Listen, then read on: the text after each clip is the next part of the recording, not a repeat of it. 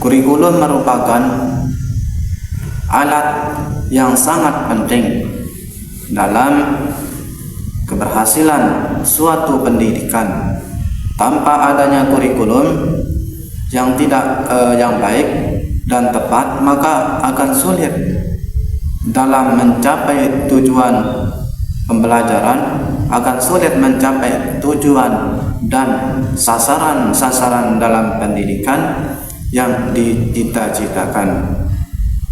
Kurikulum ini bersifat elastis dalam pengertian bahwa ia akan selalu mengalami perubahan dan perbaikan sesuai dengan tuntutan zaman, sesuai dengan masa. Sebab bila diperbaharui, akan dikembangkan, maka akan ketinggalan zaman.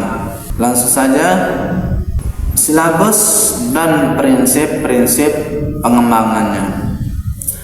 Istilah silabus dapat didefinisikan sebagai garis besar, ringkasan, atau pokok-pokok isi atau materi pelajaran. Istilah ini digunakan untuk menyebut suatu produk, menyebut produk perkembangan kurikulum yang berupa penjabaran yang lebih lanjut dari SK dan KD yang ingin dicapai, dan materi pokok serta uraian materi yang perlu dipelajari peserta didik, yang perlu dipelajari oleh peserta didik dalam rangka mencapai SK dan KD. Dalam pengertian ini yang agak lebih rinci, silabus juga bisa didefinisikan sebagai rencana pembelajaran pada suatu kelompok. Pembelajaran pada suatu kelompok pelajaran tertentu yang mencakup SK dan KD. Materi pembelajaran, kegiatan pembelajaran, indikator pencapaian kompetensi, penilaian, alokasi waktu, dan sumber belajar. Selanjutnya adalah landasan pengembangan silabus. Peraturan Pemerintah Republik Indonesia Nomor 19 Tahun 2005 tentang Standar Nasional Pendidikan Pasal 17 Ayat 2, sekolah dan komite sekolah dan komite sekolah atau madrasah dan komite madrasah mengembangkan kurikulum tingkat satuan pendidikan dan silabusnya berdasarkan kerangka dasar kurikulum dan standar kompetensi lulusan. Di bawah supervisi dinas berhubungan atau kota yang bertanggung jawab di bidang pendidikan untuk SD, SMP, SMA, dan SMK, dan departemen yang menaungi urusan pemerintah di bidang agama untuk MI, MTS, dan MA, MAK.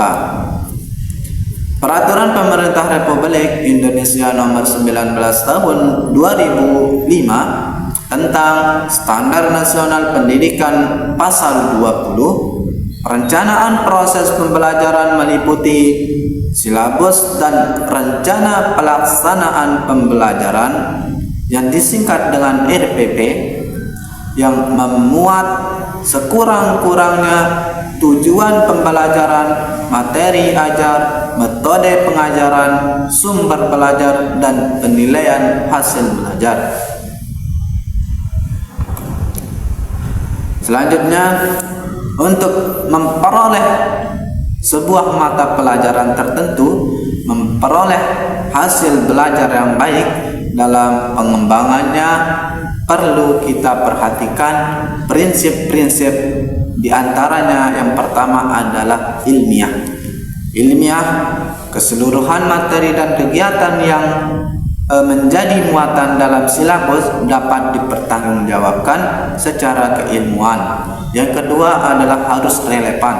Salah satunya adalah relevan, cakupan, kedalaman, tingkat kesukaran, dan urutan penyajian materi dalam silabus disesuaikan disesuaikan dengan tingkat perkembangan fisik, intelektual, sosial, emosional, dan spiritual peserta didik.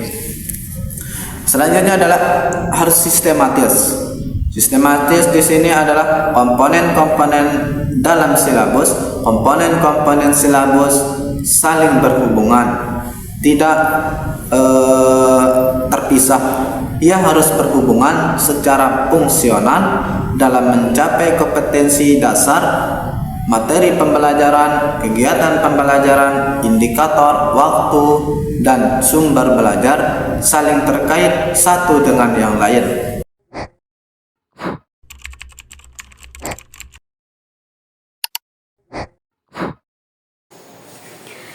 Kita lanjut ke pembahasan yang kedua, yaitu tentang rencana pelaksanaan pembelajaran. Yang dimulai dari apa sih yang dimaksud dengan rencana pelaksanaan pembelajaran? Rencana pelaksanaan pembelajaran atau RPP adalah rencana yang menggambarkan prosedur dan pengorganisasian pembelajaran untuk mencapai satu kompetensi dasar yang ditetapkan dalam standar isi dan dijabarkan dalam silabus. RPP merupakan persiapan yang harus dilakukan guru sebelum mengajar. Nah, persiapan di sini dapat diartikan sebagai persiapan tertulis maupun persiapan mental, situasi emosional yang ingin dibangun, lingkungan belajar yang produktif, termasuk meyakinkan pelajar untuk mau terlibat secara penuh. RPP merupakan penggalan-penggalan kegiatan yang perlu dilakukan oleh guru untuk setiap pertemuan, yang di dalamnya harus terlihat tindakan apa yang perlu dilakukan guru untuk mencapai ketuntasan kompetensi serta tindakan selanjutnya setelah pertemuan selesai. Selanjutnya yaitu tujuan dan fungsi penyusunan rencana pelaksanaan pembelajaran. Tujuan dari rencana pelaksanaan pembelajaran atau RPP adalah untuk mempermudah, memperlancar, dan meningkatkan hasil proses belajar mengajar. Dengan menyusun RPP secara profesional, sistematis, dan berdaya guna, maka guru akan mampu melihat, mengamati, menganalisis, dan memprediksi proses pembelajaran sebagai kerangka kerja yang logis dan terencana. Sementara itu, fungsi RPP adalah sebagai acuan bagi guru untuk melaksanakan kegiatan belajar mengajar agar lebih terarah dan belajar secara efektif dan efisien. Selanjutnya yaitu unsur-unsur yang perlu diperhatikan dalam penyusunan rencana pelaksanaan pembelajaran. Yang pertama itu mengacu pada kompetensi dan kemampuan dasar yang harus dikuasai siswa, serta materi dan submateri pembelajaran, pengalaman belajar yang telah dikembangkan di dalam silabus. Yang kedua, menggunakan berbagai pendekatan yang sesuai dengan materi yang memberikan kecakapan hidup sesuai dengan permasalahan dalam lingkungan sehari-hari. Yang ketiga yaitu menggunakan metode dan media yang sesuai, yang mendekatkan siswa dengan pengalaman langsung. Dan yang terakhir yaitu penilaian dengan sistem pengujian menyeluruh dan berkelanjutan. Ini didasarkan pada sistem pengujian yang dikembangkan selaras dengan mengembangkan silabus. Yang selanjutnya yaitu komponen rencana pelaksanaan pembelajaran atau RPP. Suatu pelajaran tidak akan memperoleh hasil yang maksimal apabila tidak mencangkup pemahaman yang benar terhadap komponen yang wajib ada dalam rumusan tersebut.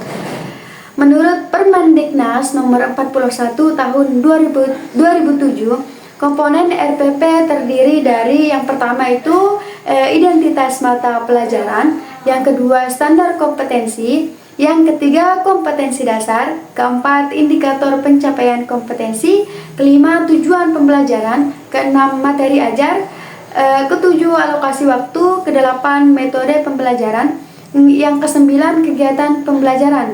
Nah, kegiatan pembelajaran ini meliputi tiga aspek, yaitu yang pertama pendahuluan, inti, dan penutup. Yang kesembilan sumber belajar. Yang ke-10 penilaian hasil belajar, yaitu yang meliputi soal, skor, dan kunci jawaban. Peraturan Pemerintah Republik Indonesia Nomor 19 Tahun 2005 dalam pasal 20 menyatakan bahwa RPP minimal memuat sekurang-kurangnya 5 komponen. Ya, 5 komponen ini meliputi yang pertama tujuan pembelajaran, yang kedua materi ajar, ketiga metode pengajaran, keempat sumber belajar, dan yang terakhir penilaian hasil belajar. Ya, yang terakhir yaitu langkah-langkah penyusunan RPP. Secara teknis, seorang guru harus memahami format yang baku dalam kegiatan penyusunan RPP, mengingat seringkali terjadi perubahan yang mengakibatkan rumusan RPP tersebut tidak tepat. Oleh karena itu, langkah-langkah menyusun RPP antara lain yaitu yang pertama, mengisi kolom identitas. Yang kedua, menentukan alokasi waktu yang dibutuhkan untuk pertemuan yang telah ditetapkan. Yang ketiga, menentukan standar kompetensi, kompetensi dasar, dan indikator yang akan digunakan yang terdapat pada silabus yang telah disusun. Yang keempat, merumuskan tujuan pembelajaran berdasarkan standar kompetensi, kompetensi dasar, dan indikator yang telah ditentukan. Yang kelima, mengidentifikasi materi ajar berdasarkan materi pokok atau pembelajaran yang terdapat dalam silabus. Materi ajar merupakan uraian dari materi pokok atau pembelajaran. Yang selanjutnya yaitu menentukan metode pembelajaran yang akan digunakan. Kemudian merumuskan langkah-langkah yang terdiri dari kegiatan awal, inti, dan akhir. Kemudian menentukan alat, bahan, atau sumber belajar yang digunakan. Dan yang terakhir yaitu menyusun kriteria penilaian, lembar pengamatan, contoh soal, teknik penskoran, dan kunci jawaban.